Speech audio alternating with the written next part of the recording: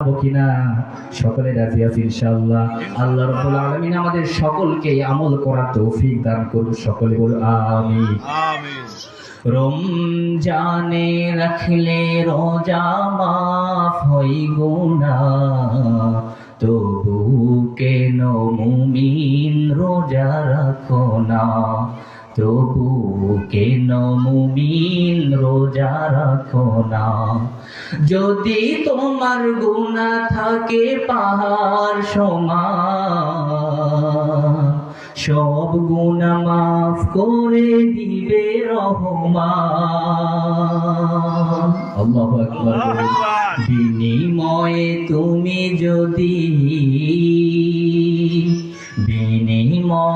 তুমি যদি রাখো গো রোজা, সব গুনাহ মাফ করে দিবে রহমান।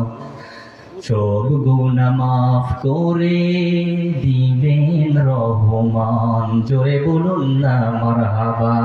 তাহলে আমরা সকলেই রমজানে রোজা রাখার জন্য প্রস্তুত আছি না নাই? দুই হাত তুলে দেখান আছি না নাই? আল্লাহ রাব্বুল আলামিন আমাদের সকলকে রমজানের পুরা রোজা রাখার তৌফিক দান করুন। সকলে বলি আমিন। আরো জোরে বলি আমিন। সম্মানিত উপস্থিতি, আমাদের মেহমান যখন আসেন তার জন্য থাকার ব্যবস্থা আছে না নাই? আছে থাকার ব্যবস্থা। তাহলে আপনি বলবেন হুজুর এই রমজানের থাকার ব্যবস্থাটা কি হবে? রমজানের থাকার ব্যবস্থা হলো আপনার নামাজকে সুন্দর করতে হবে। কি সুন্দর করতে হবে? নামাজকে সুন্দর করতে হবে।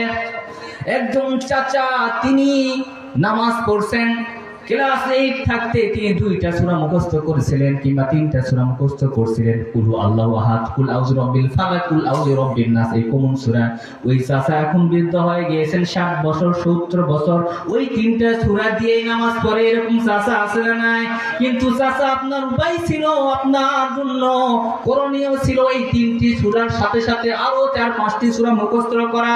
কিছু সূরা মুখস্থ হয়ে গেলে আবার এই কোরআন এই সূরাগুলোর অর্থ মুখস্থ করা।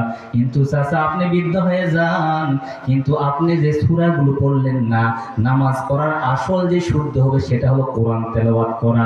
কিন্তু কোরআন তেলাওয়াত আপনি শুদ্ধ হলো না, আপনার নামাজও শুদ্ধ হবে না। জোরে বলুন ঠিক কিনা? এজন্য আমাদের সকলকে এই রমজানে নামাজ পড়ব, শরীর শুদ্ধ হবে। যারা কোরআন তেলাওয়াত করতে পারি না, কোরআন তেলাওয়াত করব, ঠিক কিনা?